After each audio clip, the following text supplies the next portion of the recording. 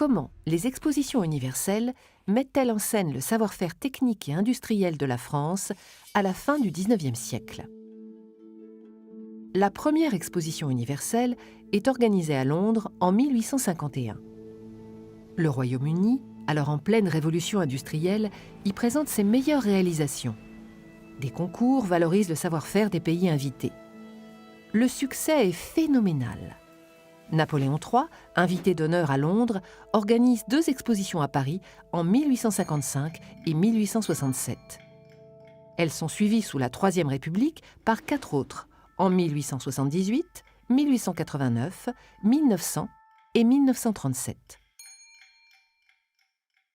L'exposition universelle de 1889, qui a pour thème le centenaire de la Révolution française, met en scène le progrès de la France républicaine et coloniale. Si les monarchies européennes boycottent officiellement l'événement, beaucoup de leurs ressortissants y participent. L'exposition accueille 30 millions de visiteurs et près de 60 000 exposants. L'Esplanade des Invalides reçoit les expositions des colonies et du ministère de la Guerre. Des reproductions de monuments et des villages représentent l'Afrique, le Pacifique et l'Indochine.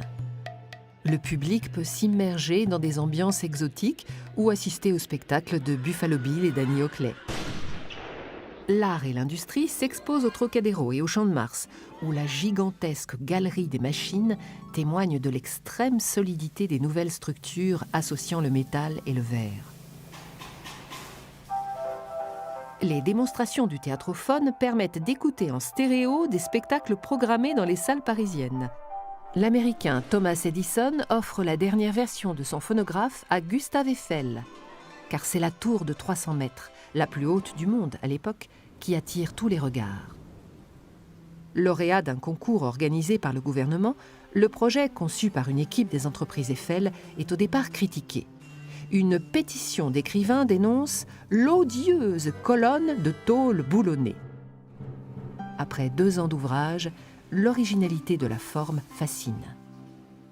Elle est édifiée à partir de 4 poutres courbées et écartées à la base qui se rejoignent au sommet pour résister à tous les vents. Son ascension s'effectue par des escaliers et par des ascenseurs. La tour est financée directement par Gustave Eiffel, qui en échange obtient une concession d'exploitation de 20 ans auprès de la ville. Le succès est immédiat. À la fin de l'exposition, l'investissement d'Eiffel est déjà rentabilisé. Avec 50 millions de visiteurs, l'exposition universelle de 1900 est la plus importante des manifestations françaises. Paris accueille au même moment les 2e Jeux olympiques. C'est l'occasion de réaménager la ville. Le pont Alexandre III, dédié à l'Alliance franco-russe, traverse la Seine, qui constitue l'axe majeur de l'événement. L'espace est desservi par la première ligne de métro et 2 nouvelles gares, Orsay et les Invalides. La gare de Lyon est par ailleurs reconstruite. Un double trottoir roulant à 2 vitesses permet de parcourir une boucle de 3,5 km autour du site. Sur la rive droite de la Seine, le porche du Petit Palais témoigne de l'affirmation de l'Art nouveau.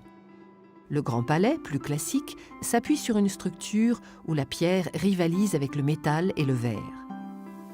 Un vieux Paris est reconstitué sur une plateforme construite sur le fleuve.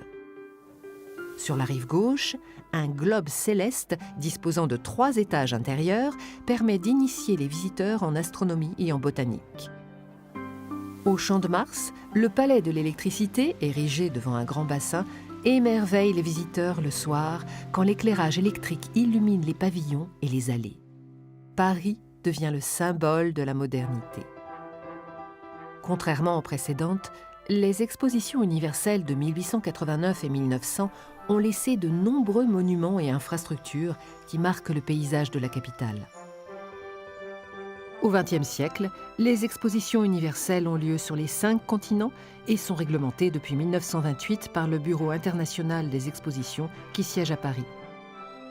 Aujourd'hui, leurs thématiques sont principalement liées à la coopération internationale et la résolution des grands défis planétaires.